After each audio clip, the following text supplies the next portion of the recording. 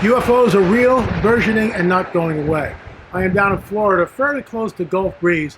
Gulf Breeze had a major UFO flap a couple of decades ago. I've got books on it, and some of the photographs are certainly startling. But what we see now is a rise, an increase of sightings.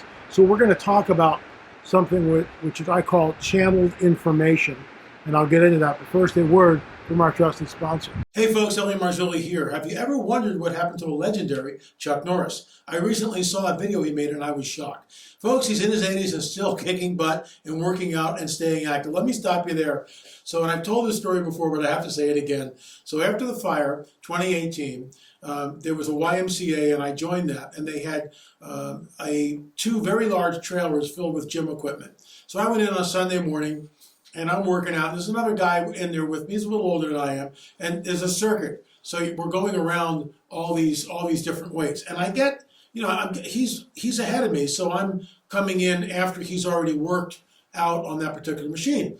And this one where you sit in a chair like this and you're pressing down on the weight, going, my gosh, who is this guy? It was like unbelievable. And he's got like a script in his hand. So he's walking around with a script. And I kind of go, good luck on the script. I hope you get the part. He goes, he just kind of laughs and chuckles. And so I keep following this guy around. He's like super strong. I mean, and he's older than I am, but I don't, whatever. So it gets to the point where I'm getting ready to leave and he's still looking at his script and I've done my workout, but he's still working out. And I go, good luck on the part. Hope you get it. He just kind of nods his head and laughs. And I walk out in the parking lot and I get to the car and all of a sudden it dawns on me, oh my gosh, that was Chuck Norris. So when I read this to you, when I talk about this, he's in his 80s and still, it's true. I've seen it with my own eyes. I was in the same gym on the same machines. He was lifting 30, 40 pounds more than I could, which is unbelievable. Okay, let's continue. What's even more shocking is he's stronger, can work out longer. I just attested to that. And has plenty of energy left over for his grandkids. He did this by just making one change. He says he still feels like he's in his 50s. His wife even started doing this one thing too, and she's never felt better. She says she feels 10 years younger. Her body looks leaner, and she has energy all day long. Chuck made a special video that explains everything. Make sure you watch it, folks, by going to chuckdefense.com/LA. It's right up there on the screen, folks. chuckdefense.com/LA, or by clicking the link below this video. It will change the way you think about your health. Once again, that's chuckdefense.com/LA, and click on the link in the description below to watch the video. Now, you won't believe how simple this really is. Just a reminder, the legendary Chuck Norris is a whopping 84 years old and yet has more energy than I do. He discovered he could create dramatic changes to his health simply focusing on three things that sabotage our body as we age. Folks, check it out, chuckdefense.com/LA. That's www.chuckdefense.com/LA. So the fire happened in 2018, that's 6 years ago, and I was at the gym probably 2019, so he's like 79 then, and back off some age on me, I'm like 70, so he's 9 years older than I am. Just blew me away. Not making this stuff up, folks. I do morning kick every single day. What I have noticed, I've been doing it for a couple of months now, what I have noticed is I do have more energy, and I'm a little, I don't want to hype this, but I feel more centered than usual, and that's because after a cup of coffee, I'm like, all the characters come out, but I digress. So anyway, folks, go to chuckdefense.com/LA. One more time, chuckdefense.com/LA. So there's a man, and his name is Daryl, and I've tried to get him on the show. He won't come on, which is fine. We're not going to disparage him here. We're not going to, he has a different opinion. He's channeling information, and he's entitled to do that as a human being. I would warn him that what is coming in him is not who he thinks it is. And he channels this entity known as Bashar. And basically the headline is this: 2027, we're looking at some sort of disclosure. He may be right, I don't know. One thing I do know about these entities is they lie, and they do so habitually.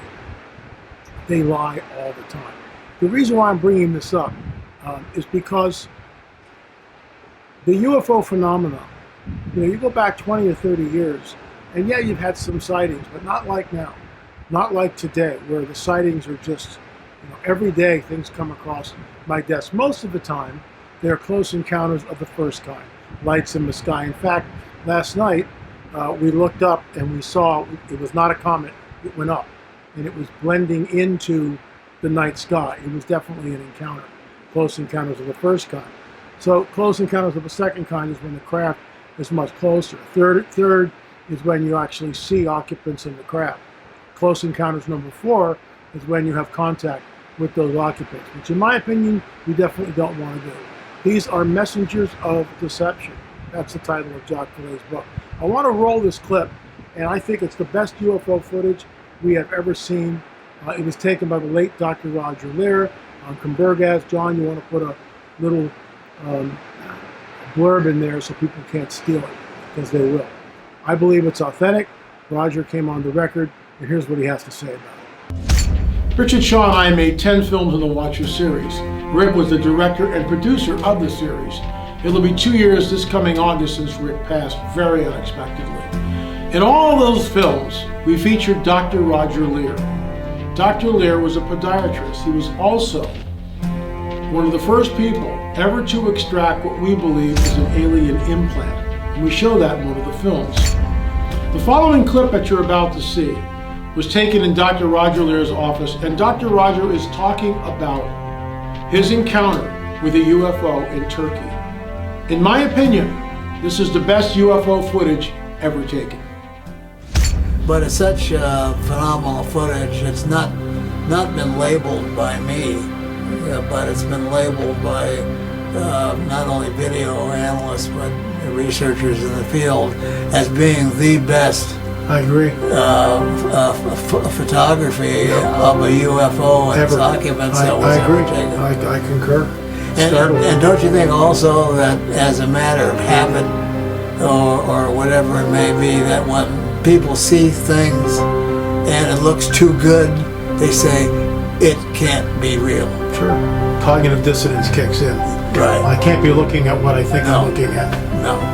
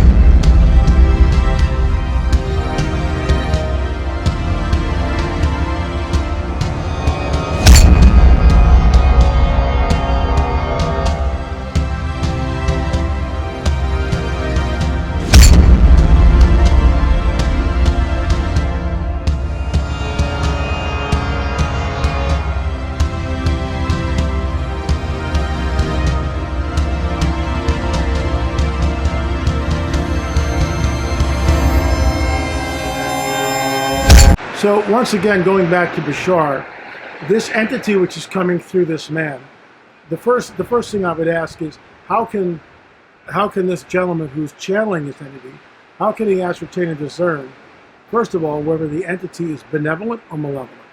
What litmus test is he using to test the spirits? Folks, this is nothing new.